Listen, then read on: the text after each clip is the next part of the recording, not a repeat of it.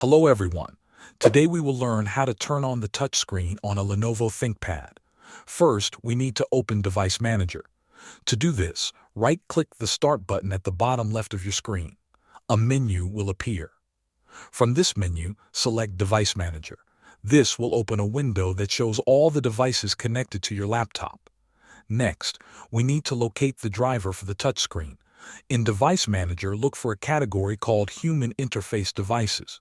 Click the arrow next to it to expand the list. You will see several items listed here. Now, find the one called HID Compliant Touchscreen. Right-click on it. In the menu that appears, select Enable Device. If you see more than one HID compliant touchscreen, make sure to enable all of them. This step allows your laptop to recognize the touch input again. After enabling the device, check if your touchscreen works. If it still does not respond, there are a few troubleshooting steps. First, shut down your laptop completely.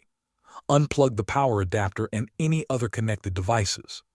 Then, press and hold the power button for 60 seconds. This helps drain residual power and can fix minor hardware issues.